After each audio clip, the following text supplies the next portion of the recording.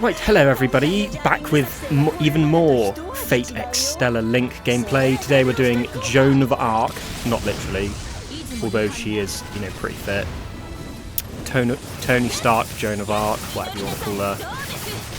She is, I don't know, she's pretty improved from the previous game.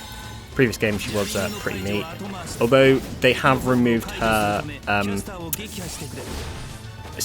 triangle combo from that game, which is a bit annoying. But so yeah, I don't really know how to sort of word it in a way. She's she still attacks with her, you know, flag, as it were, which is, you know, all fine and dandy. So I'm going to have to go to a different sector so I don't continuously get attacked by, you know, invincible enemies. So yeah, she's got completely changed moves in regards to her, you know, normal moveset, although I do believe that is actually a returning move from the previous game. So let's go over our R1 skills. So the first one is you sort of summon a tornado with the flag, which is pretty good for clearing out peons, although I've only killed 164 at the moment. And there's another one where you suck enemies in and then cause an explosion. And then another one where you cause sort of a shockwavy thing, which I might have to show again in a minute. And there's more when you cause stun by throwing it around like a boomerang, which kind of reminds me of Masayuki from, you know, Samurai Warrior Spirit Samada. There's lots of moves in this game like that, which you know, they sort of twirl their weapon around and do all that faff. Yes, not really interested in her cutscene. Always good.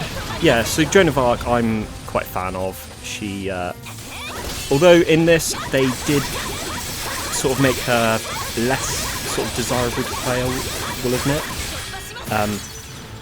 Not only is she sort of in line with all the other characters in terms of like power, but you will soon see in a second with this is a drive skill. Obviously I'm just doing, you know, normal moves. Showing you the R1 skills again. Yeah, I'm still not really sure what that does, but... Okay, so I'll show you, and look at the health bar.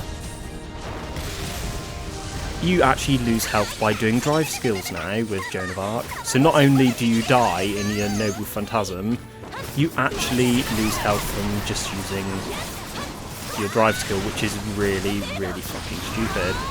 Because one of the ratings in the end of the stage is how much damage you actually take. So if you want to sort of do the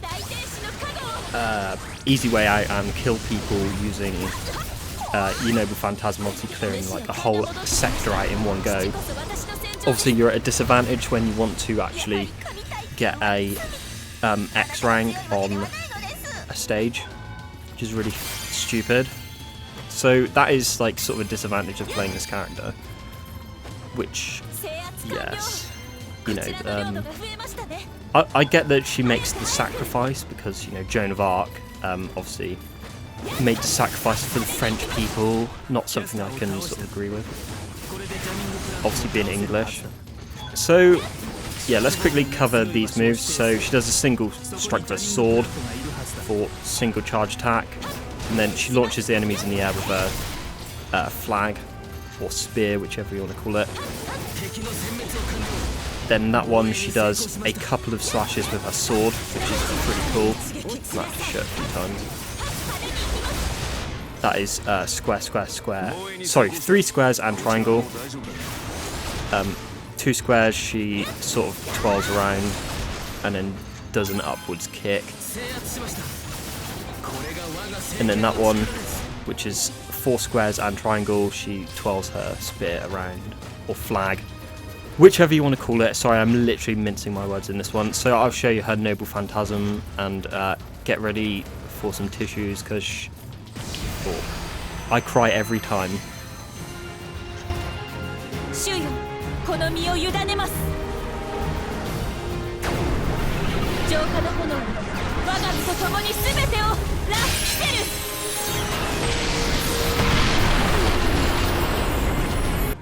So for this part of the video, I've decided to actually go for her DLC costume, which puts her in sort of casual wear. I prefer it over a second costume, which makes her basically look like a knight, which is, you know, whatever. So, oh, might as well pick that up whilst I'm here. Get a Noble Phantasm again.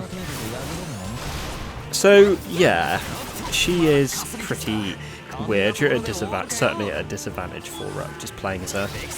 So, these are her other skills. That one is the first sort of unlockable, no, sorry, the second unlockable skill you get when you play in this game. Obviously, you only start with 3 R1 skills. This is the second one where you actually get to, I don't even know what it does. I believe it's actually counter-attack, which I will show in a minute. This one, which I showed earlier, where she summons Pillars of Light, which I think is pretty cool. And then finally, I've got the stun one again.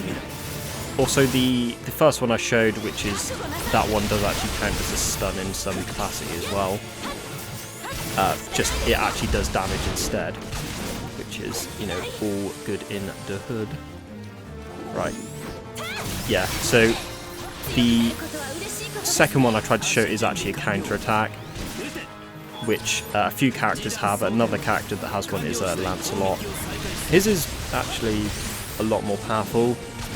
It might just be that I'm against, you know, Berserker character right here.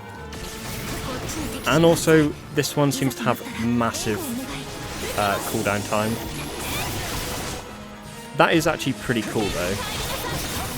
Can't say I would probably take it over another skill, but it is what it is. And there's another new character, and I can't remember his name now, but he's pretty cool. He's for some reason in the character select thing, he actually becomes available quite early, but you can't actually play as him. Like he just like appears there. It's pretty weird. So yeah, whatever. Sacrifice myself. Right, there we go. I'm not sure what I'll do for the next ones. It's Francis Drake, and let's sacrifice ourselves to kill her. So thank you very much, and I'll see you in the next one.